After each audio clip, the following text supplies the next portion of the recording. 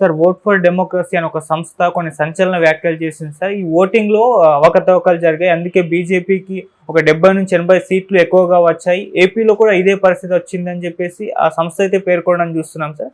ఇప్పుడు ఇది దేశవ్యాప్తంగా కూడా చర్చలకు దారితీసింది. అసలు ఓట్లలో అవకతవకలు జరగడం ఏంటి? ఈ సంస్థ ఏం చెప్పింది సార్ యాక్చువల్‌గా? యాక్చువల్‌గా ముందు నుంచి కూడా ప్రతిపక్షాలు ఈవీఎంలో మ్యానిపులేషన్స్ జరుగుతున్నాయి.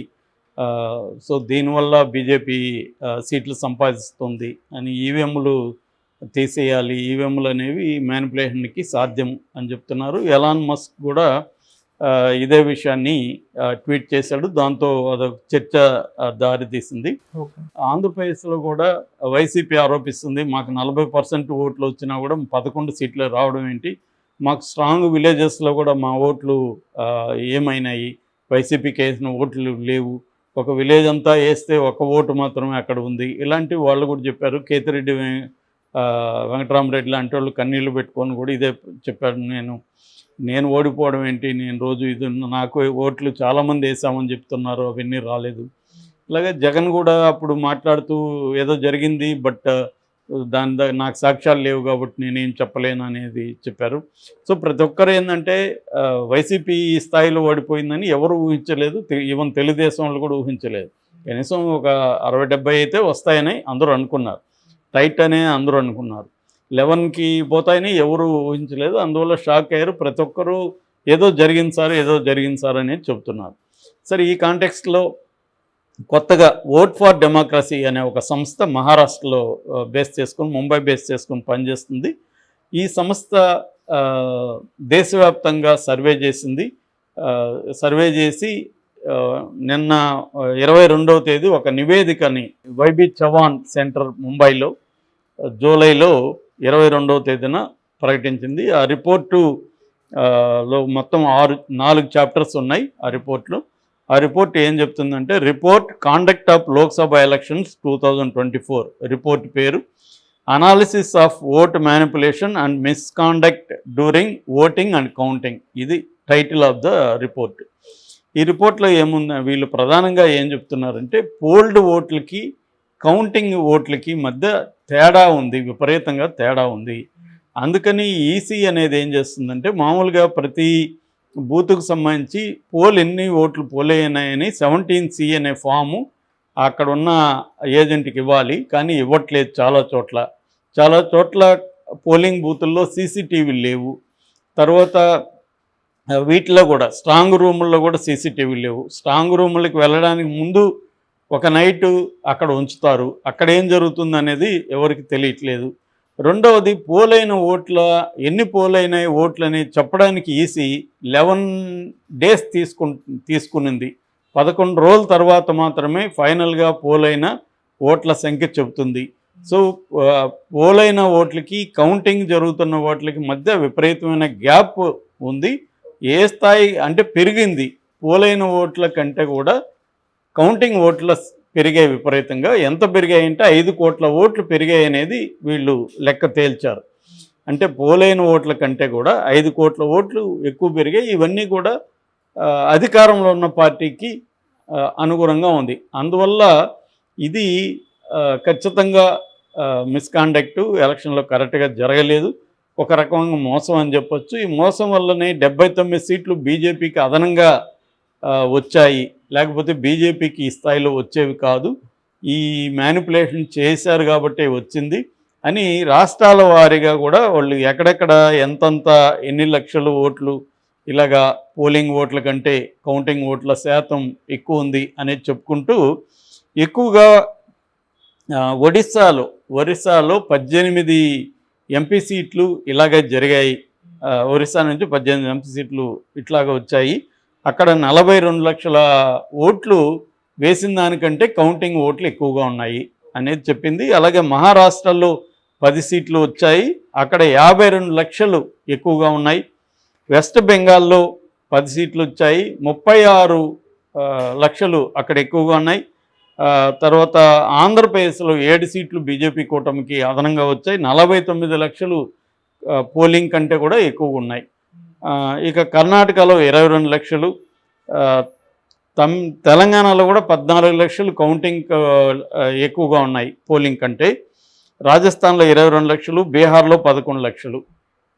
అంటే క్లియర్గా ఆంధ్రప్రదేశ్లో మనం మిగతా రాష్ట్రాలు పక్కన పెడితే ఆంధ్రప్రదేశ్లో 7 ఎంపీ సీట్లు బీజేపీకి అదనంగా వచ్చాయి. లేకపోతే 11కి అది 14కి పరిమితం అయిపోయిండేది, వీళ్ళకి 11 వచ్చిండేది వైసీపీకి. దాన్ని మనం అసెంబ్లీకి అప్లై చేస్తే మినిమం 70-80 సీట్లు లేదా గెలవగలిగే పరిస్థితి కూడా వైసీపీకి ఉండే అవకాశం ఉంది. కాబట్టి క్లియర్గా మ్యానిపులేషన్ వల్లనే చంద్రబాబు ప్రభుత్వం వచ్చిందని ఈ రిపోర్ట్ని బేస్ చేసుకొని అనాలిసిస్ చేస్తున్నారు. ఈ రిపోర్ట్ బేస్ నిజమైతే మాత్రం అది అనాలిసిస్ కూడా కరెక్టే. కానీ ఇది ఎంత నిజము, వీళ్ళ దగ్గర ఉన్న డేటా ఎంత రిలయబుల్, వీళ్ళ మెథడ్ ఆఫ్ అనాలిసిస్ అంటే కలెక్టింగ్ డేటా ఎలా కలెక్ట్ చేశారు, వీళ్ళు 79 సీట్లు ఎక్కువ వచ్చినాయని ఎలా చెప్పగలుగుతున్నారు, 5 కోట్ల ఓట్లు ఎలా ఎక్కువ వచ్చాయని వీళ్ళు ఎలా నిర్ణయిస్తున్నారు, దీనికి ఉన్న సైంటిఫిక్ మెథడ్ ఏంటి, ఇవన్నీ తేలాల్సి ఉంది, చర్చ రావాల్సి ఉంది. ఈ రిపోర్ట్లో మాత్రం వివిధ చట్టాల గురించి కూడా డీటెయిల్గా రాశారు. ఎలక్షన్కి సంబంధించి వివిధ చట్టాలు ఏం చెబుతున్నాయి. రిపోర్టు మాత్రం చాలా స్టాండర్డ్గా ఉన్నట్టుగా కనిపిస్తుంది మనకి చదివితే. బట్ వాళ్ళ డేటా ఎంత విశ్వసనీయమైంది అనేది వీళ్ళు అడుగుతున్న ప్రశ్నలు అయితే న్యాయమైనవి. ఎందుకంటే ఎలక్షన్ కమిషన్ 11 రోజులు ఎందుకు తీసుకుంటుంది టోటల్? ఇంతకుముందంతా మనకి ఎప్పటికప్పుడు పర్సంటేజ్ వచ్చేవి. ఇప్పుడు అసలు పర్సంటేజ్ 4 రోజులైనా కూడా రావట్లే, ఇంకా పెరిగిందని చెప్తూనే ఉన్నారు. సో ఇది కన్ఫ్యూజన్ అయితే ఉంది. అంటే వీళ్ళు చెప్పేది ఏంటంటే, ఒకటి ఈవీఎంల మ్యానిపులేషన్ కూడా జరుగుతుందని చెప్పారు. అది గతంలో కూడా మనం కూడా చెప్పుకున్నాం.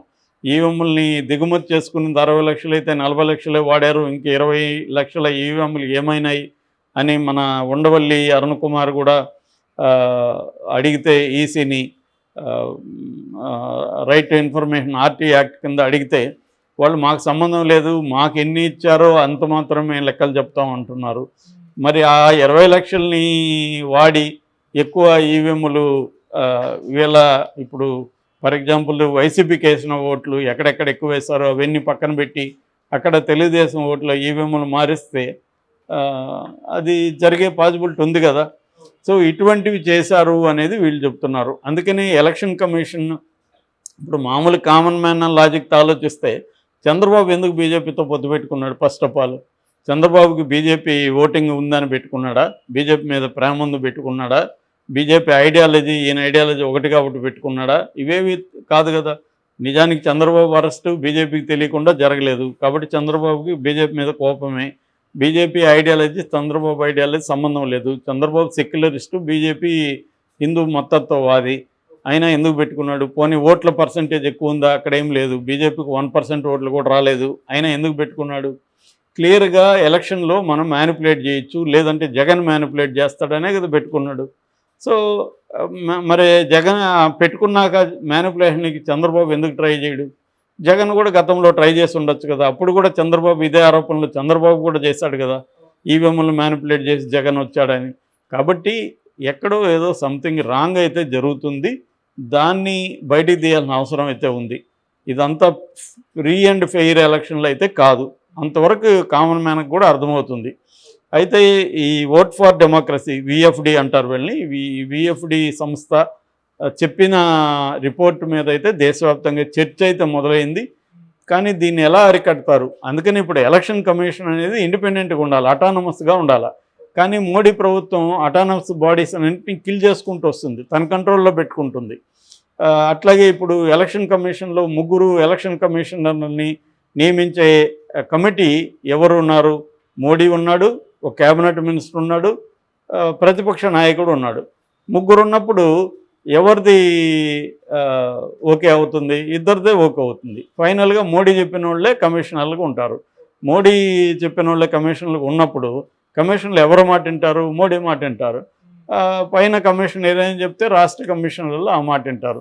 సో కమిషన్లుగానే అనుకుంటే అక్కడి నుంచి వీళ్ళకి నచ్చిన, ఇప్పుడు చంద్రబాబుకి నచ్చిన అబ్జర్వర్ని కానీ పెట్టేసుకుంటే వాళ్ళ చేతిలోనే యంత్రాంగం అంతా ఉంటుంది.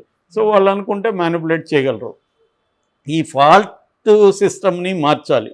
సో అటానమస్గా ఉండాలి ఎలక్షన్ కమిషన్ అనేది. దానికి సుప్రీంకోర్టు జడ్జి కూడా దాంట్లో ఉండాలి. ఇలాంటివన్నిటిని పక్కన పెట్టి మోడీ వెళ్తున్నాడు. ఖచ్చితంగా దీన్ని వ్యతిరేకించాలి, ఫ్రీ అండ్ ఫెయిర్గా జరగాలి. ఇటువంటి ప్రజలకి ఏ రకమైన అనుమానాలకి తావులేని ఎలక్షన్ హియరింగ్ అనేది జరగాలి. అంతవరకు మనం చెప్పొచ్చు ఈ రిపోర్టుకు సంబంధించి.